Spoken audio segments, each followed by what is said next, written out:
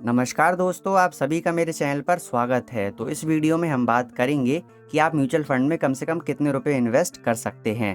तो यहाँ पर मैंने ग्रो एप्लीकेशन को ओपन करके रखा हुआ है ताकि मैं आपको हर एक चीज़ उदाहरण देकर समझा सकूँ।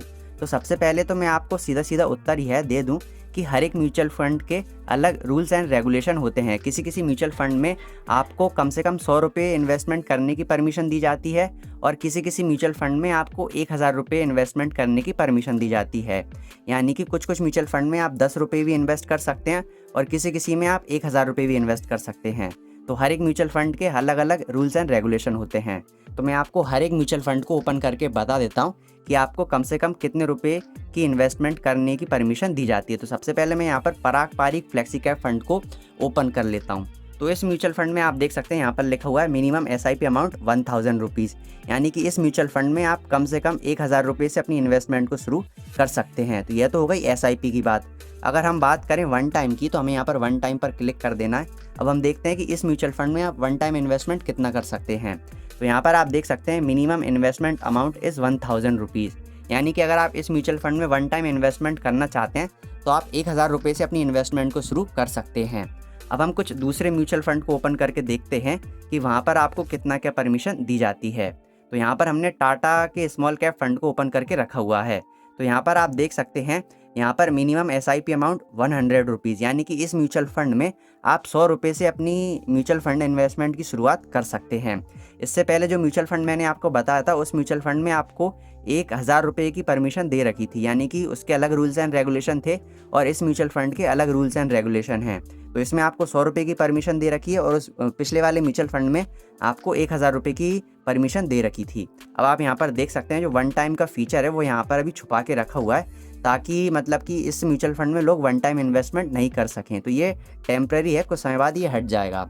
तो अब हम दूसरे म्यूचुअल फंड को ओपन करके देखते हैं कि उसमें आपको कितना क्या परमिशन दी जाती है। अब यहाँ पर हम ग्रो के Nifty total market index fund को ओपन कर लिया है हमने यहाँ पर।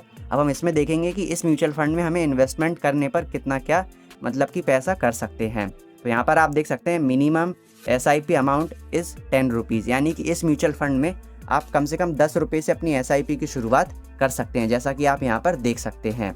अब हम बात करते हैं इस म्यूचुअल फंड की वन टाइम इन्वेस्टमेंट की। तो इस म्यूचुअल फंड में आप वन टाइम इन्वेस्टमेंट कम से कम कितना कर सकते हैं। तो मिनिमम यहाँ पर मैं इसको जूम कर देता हूँ। Minimum investment amount is 10 rupees. यानी कि इस म्यूचुअल फंड में आप कम से कम 10 रुपये से अपनी वन टाइम इन्वेस्टमेंट को शुरू कर सकते हैं। तो इस म्यूचुअल फंड में आपको मतलब कि परमिशन दे रखी है कि आप 10 रुपये से अपनी इन्वेस्टमेंट को शुरू कर सकते हैं म्यूचुअल फंड के अंदर। पर लेकिन कुछ कुछ म्यूचुअल फंड में आपको 100 रुपये भी बोला जाता है और किसी में 1000 रुपये भी। मैं आपको और भी काफ़ी सारे म्यूचुअल फंड को ओपन करके बता देता हूँ जिससे कि आपको और अच्छी तरीके से चीज़ों को समझ में आ जाए। जैसे कि मैं आदित्य बिरला सन लाइफ वाला म्यूचुअल फंड ओपन कर लेता हूँ। तो अगर आप इस म्यूचुअल फंड में इन्वेस्टमेंट करना चाहते हैं तो इस म्यूचुअल फंड में भी आप कम से कम 100 रुपये की SIP कर सकते हैं। और अगर हम वन टाइम इन्वेस्टमेंट की बात करें तो वन टाइम के लिए यहाँ पर हम देखते हैं तो यहाँ पर आपको नज़र आ रहा होगा minimum investment amount is 500 rupees. यानी कि अगर आप इस म्यूचुअल फंड में वन टाइम इन्वेस्टमेंट करना चाहते हैं तो आप 500 रुपये से अपनी इन्वेस्टमेंट को शुरू कर सकते हैं।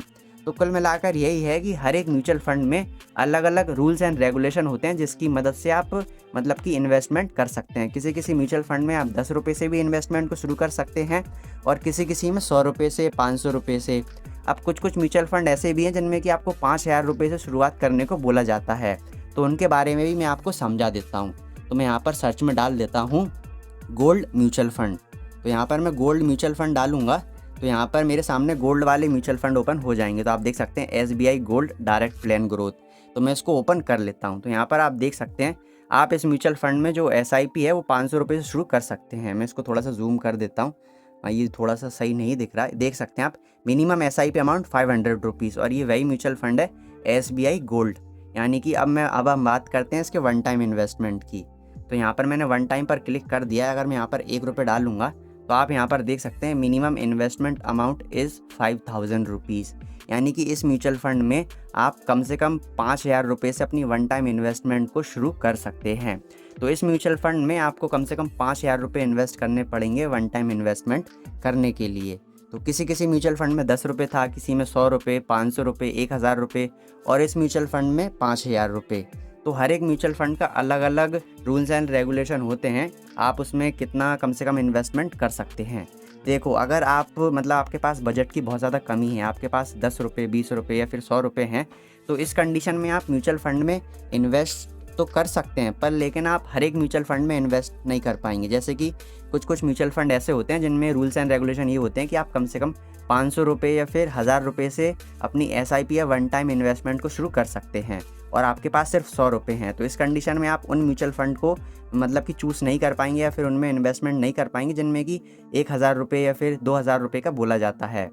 तो यही है कि अगर आपके पास कम रुपए हैं तो आप म्यूचुअल फंड में तो इन्वेस्टमेंट कर सकते हैं, पर आपके जो मनपसंद म्यूचुअल फंड है आप उसमें इन्वेस्टमेंट नहीं कर सकते हैं, क्योंकि कुछ म्यूचुअल फंड ऐसे होते हैं जो कि आपको 10 रुपये से परमिशन दे देते हैं इन्वेस्टमेंट करने के लिए। तो आप उस म्यूचुअल फंड में तो इन्वेस्ट कर सकते हैं, पर लेकिन कुछ ऐसे म्यूचुअल फंड भी होते हैं जो कि आपको 1000 रुपये की बोलते हैं, फिर 500 रुपये की बोलते हैं।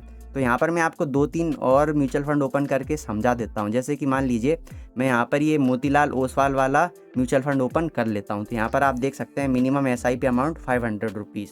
तो मैं यहाँ पर इसे दूर कर देता हूँ। देख सकते हैं मिनिमम SIP अमाउंट 500 रुपीज़, और वन टाइम पर क्लिक करूँगा तो यहाँ पर वन टाइम आप इसमें कितना कर सकते हैं, मिनिमम इन्वेस्टमेंट अमाउंट 500 रुपीज़, यानी कि वन टाइम भी आप इसमें 500 रुपीज़ कर सकते हैं।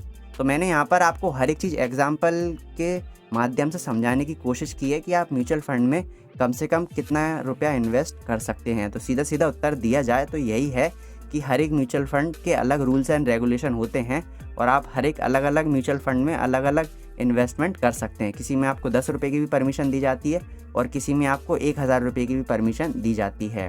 तो अगर आप सिर्फ म्यूचुअल फंड में इन्वेस्टमेंट करना चाहते हैं तो आप 10 रुपये से भी कर सकते हैं, और अगर आप अपने मनपसंद म्यूचुअल फंड में इन्वेस्टमेंट करना चाहते हैं तो इसके लिए आपको 500 रुपये या फिर 1000 रुपये भी देने पड़ सकते हैं। तो मुझे उम्मीद है कि इस वीडियो में मैंने आपको जितनी भी जानकारी दी है म्यूचुअल फंड के बारे में वो आपको समझ में आ गई होगी, और आपको यह भी पता चल गया होगा कि म्यूचुअल फंड में हम कम से कम कितने रुपए इन्वेस्टमेंट कर सकते हैं। तो इस वीडियो में मैंने आपको हर एक चीज़ बहुत ही आसान और सरल भाषा में समझाने की कोशिश की है, और मुझे पूरी उम्मीद है और विश्वास है कि आपको हर एक चीज़ अच्छे समझ में आई होगी। अगर आप म्यूचुअल फंड के बारे में और अधिक जानकारी प्राप्त करना चाहते हैं तो आपको स्क्रीन पर कुछ वीडियोस नज़र आ रही होंगी, आप उन वीडियोस पर क्लिक करके म्यूचुअल फंड के बारे में और अधिक जानकारी प्राप्त कर सकते हैं। अगर आपको इस वीडियो में कोई भी चीज़ समझ में नहीं आई हो तो आप मुझे कमेंट करके पूछ सकते हैं, मैं आपकी हेल्प करने की पूरी कोशिश करूँगा। तो इस वीडियो को हम यहीं पर समाप्त करते हैं। धन्यवाद।